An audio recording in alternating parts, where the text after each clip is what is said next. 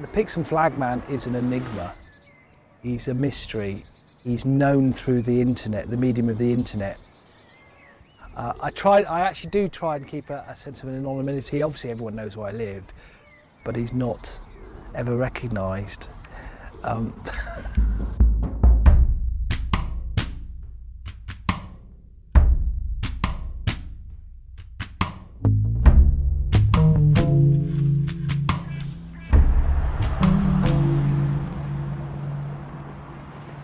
So the PIXHAM FLAGMAN is a Facebook identity that I use. Obviously I'm not called PIXHAM FLAGMAN. It wasn't even a project, it was just, I just wanted a flagpole.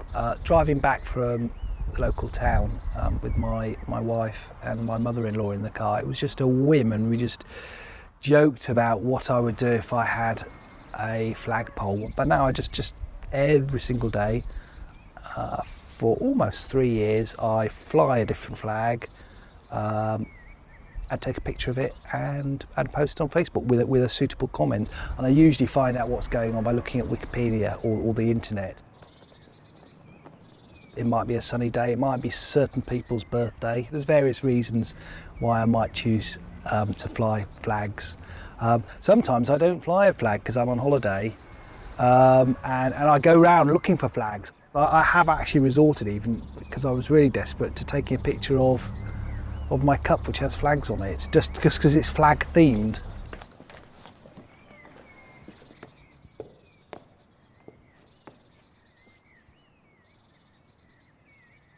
So this is where it happens. This is the flag storage room. So I have them all laid out, alphabetical order. Yeah, in containers, as you can see. As a rule, you're meant to fly any town, village, city, state. You've got carte blanche to fly any official flag, but you shouldn't be flying flags that are military. You're not supposed to fly flags with advertising either. You'd get away with it for a day or two, but you'd have the council knocking on the door telling you off. So you can get away with things like a Liverpool flag. I can fly that, even though it's, strictly speaking, it's advertising a football club. So you can get away with it. But if I wanted to fly Joe's Cafe, that'd be advertising, and I can't do it without permission. As a general rule, I'll fly any country. But there's some I can't fly, some I would love to fly, but I'm not allowed to fly them. So for instance, I think the Confederate flag is lovely, and even there's a bit of cultural history, but it might upset people, so I wouldn't fly that. I don't want to upset people. Like, it's not a nice thing to do to upset people. So that's a nice flag. This is Chile, and it's an example of a good quality flag, and it comes with a toggle at the end, and you fit that through a loop on the lanyard, which is the rope, and I've sewn my own bodge job really at the bottom, and that's how I fly. I create loops in the lanyard, the rope, and I just fly it from that. But I need a toggle, and that's an example with sort of toggles that are permanently attached. But other ones, a typical one you might buy would be, for example, Amsterdam.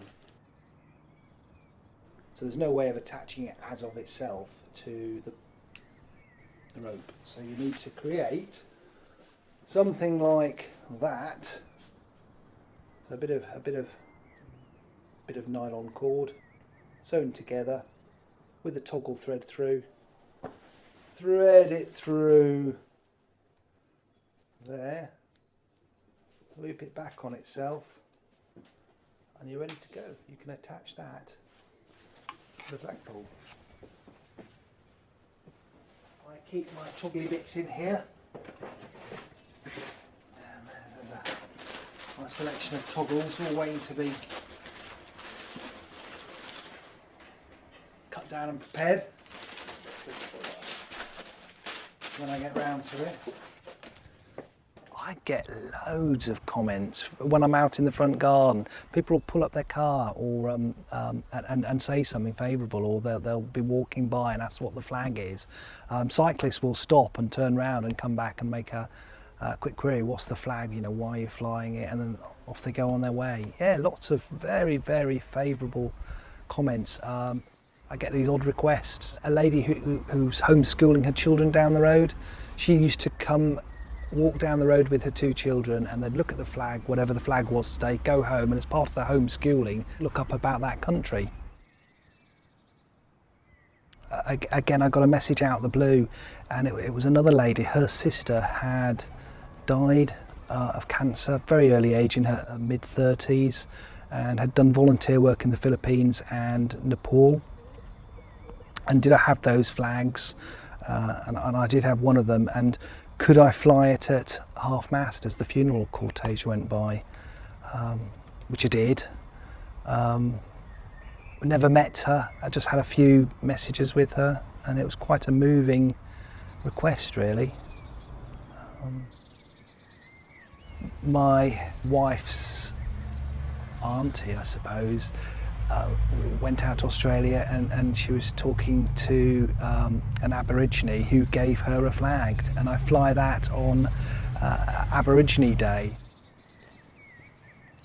Now, my mother-in-law died a couple of years ago, and for her memorial service we flew scarves from about 10 scarves or so from the flagpole. She was always immaculately dressed, very elegant woman, always wore a scarf, so it was like a symbol of her. And we flew these flags. They flew beautifully, and posted a picture of the flags flying next to a picture of her, and got 2,500 likes, something like that. An awful number of people commented, which was really quite a touching gesture by others, really, for a difficult time we were going through. I've got about 100 flags now. There are things I need to do, so I need to sew some more toggles. I've got enough to keep me going, but it means I just have to swap them off one flag onto another flag, which is a hassle. I just need to bite the bullet and order some rope, order some extra toggles, and sew it all up. It's just a hassle. Maybe I'll take on a sunny day like this, maybe I'll just go out in the garden and do it.